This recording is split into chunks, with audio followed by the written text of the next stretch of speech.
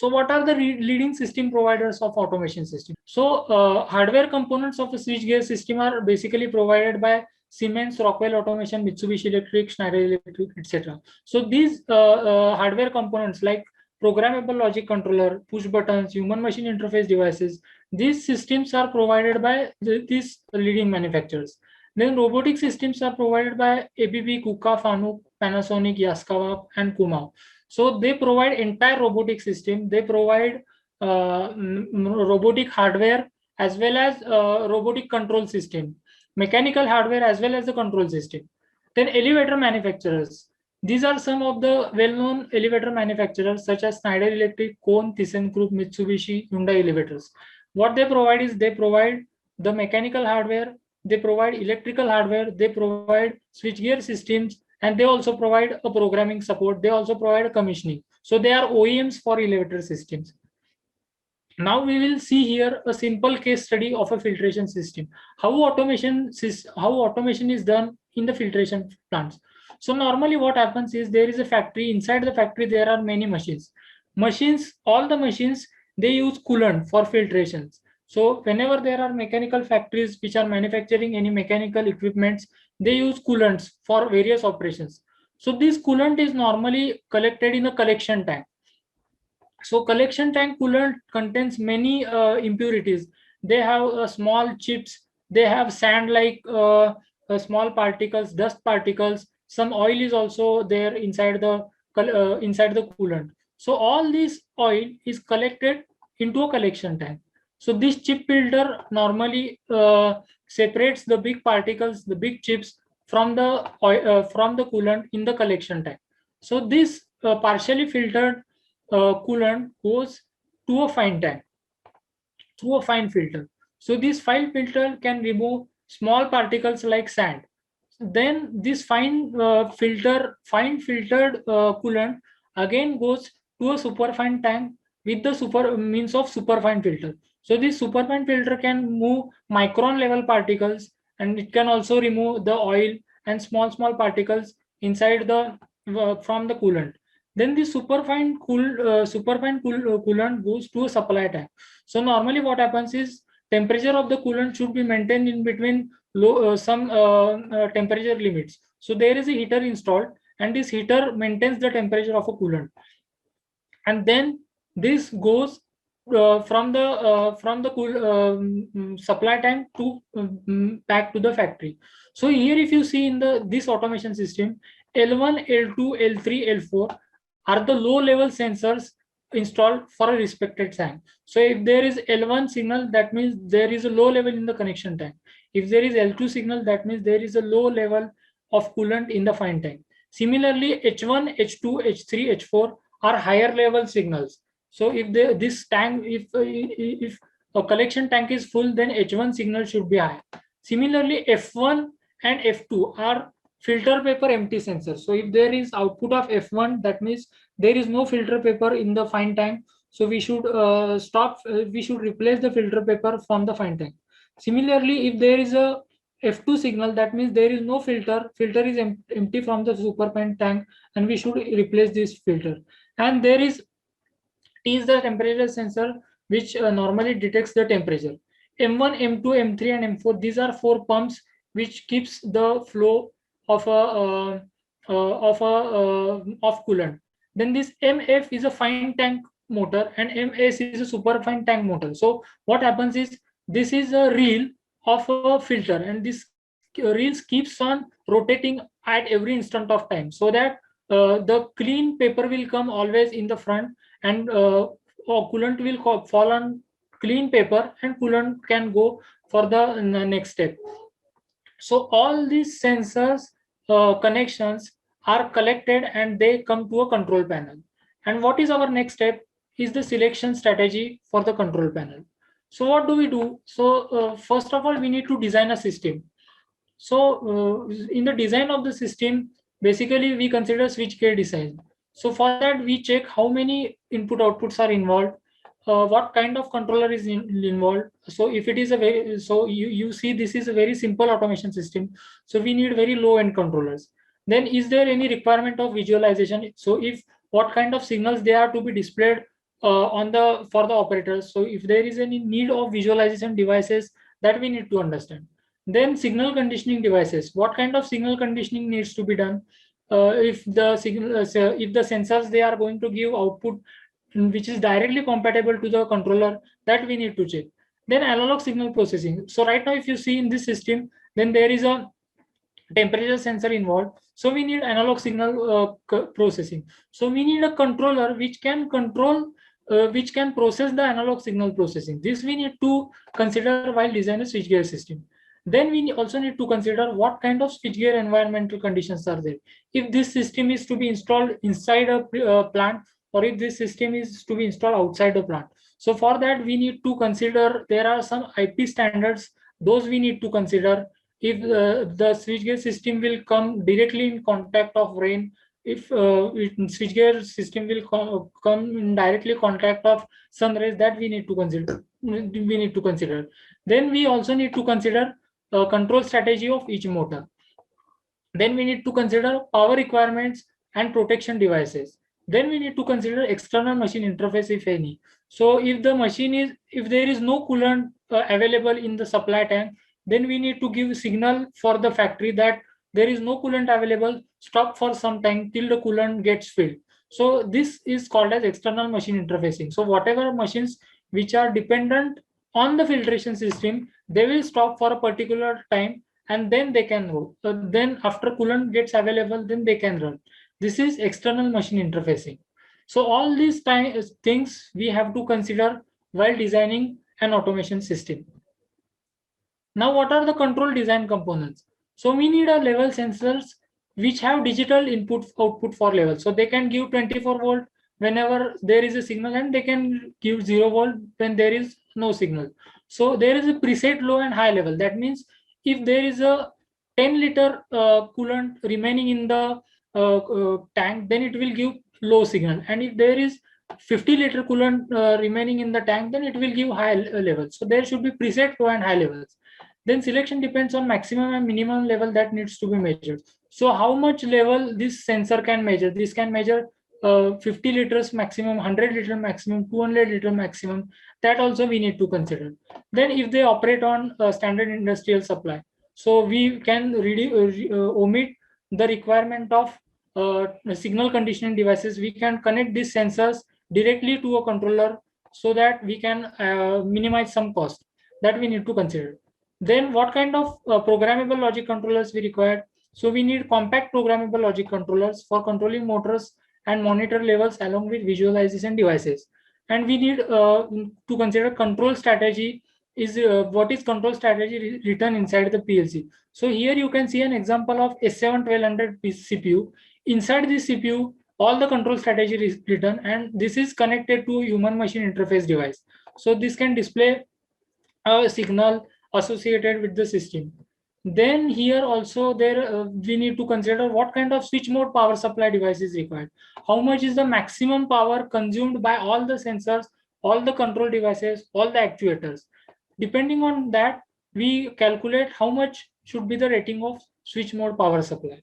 Then we also need motor protection circuit breakers along with contactors. So what are motor protection circuit breakers? They protect each motor from overcurrent. So if you see in our block diagram, then there were many pumps involved. Each pump has its different horsepower rating or kilowatt rating. So depending on that, depending on their power curve, we have to select what kind of motor protection circuit breakers are required. Then contactors are used. They are like three-phase relays which are used to switch on or switch off the motor. So what kind of contactors they are required, that also we need to select. Selection of circuit breakers, motor protection circuit breakers and contactors, it involves some mathematics, and that mathematics is to be performed for selection of these components. Then we need circuit breakers for protection of control devices such as PLCs and HMIs. So circuit breakers, they ensure that none of the control component will get hampered if there is any problem in the output field devices. So again, here also we need to consider what kind of control circuit breaker devices we need to install. Then these are some miscellaneous components. These also we need to list out. what are the these are some this is a control enclosure. So as I said you, if the control panel is installed or switchgear system is installed outside of the premises, then this will have different requirement. If this is installed inside the premises, then we can use low end control cabinet. Similarly, we need some terminal blocks, some push buttons and indicators. These are some miscellaneous components. So all this hardware we have to list out according to the specification. Once we list out the hardware, we break down the system in different parts. So here you can see we have only supply tank. So we first of all decide what should be the control strategy for the supply tank. So if there is emergency stop button pressed, then everything should be off. So this motor should be off, heater should be off, this motor also should be off. If L4 on, then M4 should be off and heater should be off. That means if there is low level in this supply tank, then heater should be off and motor should be off. Then if temperature is not in between maximum and minimum temperatures, then motor should be off and there should be alarm raised if there is any problem in the system. If L4 is off, then start M4 after some time interval. So if there is adequate coolant level in the supply tank, then we need to start M4 motor after some time interval. What happens if we don't give this time interval? So as soon as this level sensor detects that there is adequate coolant in this tank, immediately motor will start. So this will immediately pump out the coolant and again level will go. So motor will keep on off continuously. So this we don't want. So therefore we need to calculate the precise time. That also depends on trial and error. Also there are some calculations involved, and depending on that, then we decide the timing and then we implement this control strategy. Then if H4 is on, then M3 should be off. So if there is high level in the supply tank, then this M3 should be switched off so that there will be no overflow. If T is minimum, so if the temperature sensor detect that it's the minimum temperature, then heater should be on. If temperature sensor detect that it is a maximum temperature, then heater should be off. And if there is heater on and there is no rise in temperature, then heater system should be switched off and there should be raised alarm so that there is operator can understand that there is a problem in the heating system and this problem needs to be resolved. So this is a control strategy which we have to decide with the customer. Some part is told by customer, some part we have to decide how should be the operation according to the customer needs. And after decision of the customer, the next step is to implement this control strategy. So what do? We normally draw a state machine. So here you can stay for M4 operation of motor M4. There are various stages. These yellow are the stages. So state offs, ready to start state, waiting for timer state, and running stage. These are various states. So whenever temperature is in between minimum and maximum temperature, then motor will go to ready to start state. Then if there is adequate level of a coolant in the tank, then motor will go to waiting for timer state. And if there is and if the timer elapses, then motor will start running. These are the transition conditions for each state. So if you see in any state, if there is emergency stop pressed, the motor should come to a stop state. If in this if motor is in the ready to start state and if there is low level, that is L4 is on, so there is low level in the supply tank, then motor should remain in the ready to start state. This state diagram is first drawn according to the control strategy, and the next step is to develop actual program. So what do? We write a control block, and this control block is normally written in either ladder logic, structural text list, or functional block diagram. It depends on whatever you are comfortable for. So here you can see there are various inputs and there is output. So we write inside this block, we write a control logic according to the state diagram, and then we simulate this block so that motor will act according to the inputs. Then we verify different combinations of the inputs, and then we check if the motor is performing without any problem. Likewise, the program for the entire machine is developed, and that entire programming is implemented for a machine. So now we will see what are the phases involved in the system engineering. First of all, we whenever we want to develop any automation system, we gather user requirements. Then we design a system with the CAD software. So here it involved electrical CAD software, mechanical CAD software for layout design if they are involved. Then after that, there is a purchasing of hardware and offline programming. Then there is actual system design as per CAD. So here there is, in this phase, there is a wiring, and there is also after that there is a phase where we test the system for in-house. So we check we do in-house electrical testing if all the wires are connected in proper fashion, and also we do input output testing. So when we give any input, then the signal is received by a controller. If we give any output, then signal is given from the controller to the output.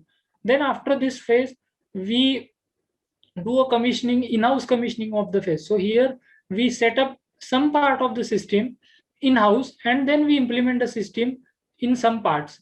Then next phase is to transport at the customer side. So the system is transported to the customer side. Then the system is installed at the customer side, and it is commissioned at the customer side. So here at the commissioning phase, final system is proved and it is given to the customer. Then the next phase is training of staff, writing of user manuals. Then the next phase is handover to customer and technical support is if required. So all these phases for the automation system which we have seen, it normally runs from 3 months to 6 months, because it was a simple automation system. Whenever it is very complex automation system, the project's duration is normally from 6 months to 4 to 5 years. So these are the various system engineering phases involved in the development of any automation system. Now we will see what are the state of the arts involved in the industrial automation. So basically right now we are going in the industry 4.0 phase. So in industry 4.0, the strategy is complete computerization of machines. So there are large scale machines to machine communications. So right now the machine to machine communication is limited up to some level only. So some digital signal you take from one machine, some digital signal you give to another machine. This is only machine to machine implementation. But in the industry 4.0, the research is going on so that if two machines can collaborate and if there is any problem, then they can share their tasks. So this is machine to machine interface. Then use of smart technologies in this industrial automation. So what is use of smart technologies? Is use of smart devices such as Raspberry Pi, use of open source hardware platform. If it is possible to use it on the industrial automation platform, that is also a field of research. Then industrial hardware on cloud. This is also a research domain. Here where basically there are very safety requirements. So if the industrial hardware is placed on cloud, and if there is any virus which comes inside the industrial hardware, then it will hamper entire automation system. So normally right now the automation systems which are implemented, they are completely isolated from the cloud. So this is also the state of the art field. Then industry IoT. So implementation of so to monitor the systems from the remote places comes in industrial IoT. Then self-monitoring system. So self-monitoring systems are those systems which can monitor on their own, and they can assist the operator if for error solving. Then there are smart machines. So smart machines are, they can analyze the error and they can solve the error up to some extent on their own. So there will be no intervention of any operator. So this is also a research field. Then interconnection system. So interconnection system is bringing human beings, sensors, devices, and people to connect on one platform. This is also a research field and state of the art. Then collaborative robots. If you see like aircraft manufacturing plants, then normally there are no like mass production. So in aircraft manufacturing plants, there are no robots involved because it is very expensive for them to install a robot, since there is no robot manufacturing. So there what is the strategy is, some task is done by the robot and some task is done by the human beings, and they collaborate for the task. So this is also a research area. Still research is going on in this area. So these are some of the state of the art fields. What are the career opportunities and job roles in these fields? So when you know all these things, when you can design an automation system, when you can program an automation system, then you can be a PLC programmer. You can be an automation and control engineer. This is also similar like a PLC programmer. Then PLC HMI and SCADA engineer. In this, there is more emphasis on SCADA systems. So this is basically based on visualization. Basically based on visualization. Then controls engineer. Basically, controls engineer is responsible for the process automation. There you can work as a control engineer. Then you can work as PLC application engineer. It is same as a PLC programmer. So you don't develop actually PLC program, but you use the programs which are already developed by some engineers, and then you can use this program. It is like object oriented programming in case of programmable logic controller. Then you can be an industrial robot programmer, so you can program the robots like KUKA, FANUC, etc. Then you can be a commissioning engineer. So normally what happens is inside the plant, the system is built, developed, and then you have to ship the system to a different location, to a customer location, and there you need to prove the system. There you can work as a commissioning engineer. Then in the electrical domain, you can work as a switchgear design engineer. So you can be an electrical design engineer. You can draw electrical diagrams by using CAD softwares, and you can be a switchgear design engineer. In the mechanical domain, you can be a mechanical design engineer. So based on your interest, you can go to different domains. If you are interested in robot programming, then you can be an industrial robot programmer. If you want programming of PLC as well as robot, then you can work in both the domains. If you want to draw electrical diagrams, then you can be an electrical design engineer. These are some of the career opportunities and job roles. So what are the requirements to get into this field? So you should have deep knowledge of industrial control panels, that is switchgear system and associated hardware. So you should know what should be, if there is any motor needs to be installed, then what kind of circuit breaker needs to be. That basic knowledge you should have. It is not necessary that you should have very deep knowledge, but for the start of career, you should have basic knowledge for the control panel hardware components. Then you should have knowledge of various PLC programming, such as ladder or structure text list. So you should be able to program a programmable logic controller. Then you should have knowledge of network protocols like Profibus, Profinet, Modbus, etc. Then you should have basic knowledge of industrial drives, stepper drives, servo motors, etc. So how do they function?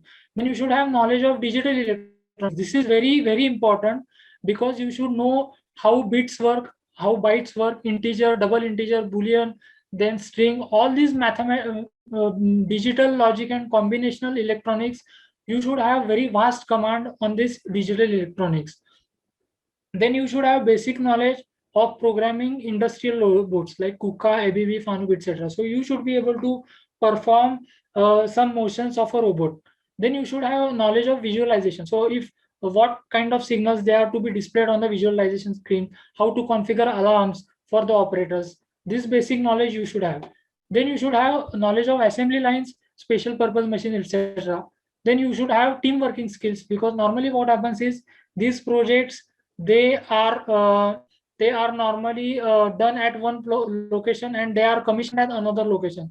So normally you need to go at a customer site, you need to interact with the people, you also work with customer, their production engineers are involved. So with them you have to work, you have to work with electrical engineers. So you need to have very good team working skill. So these are some of the requirements to get in. There is vast scope in this field.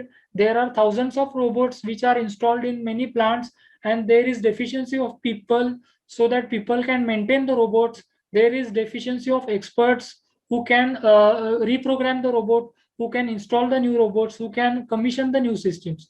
So there is vast scope in this field. Only the requirement is that sometimes you need to go from one place to another place. So that's it from my side.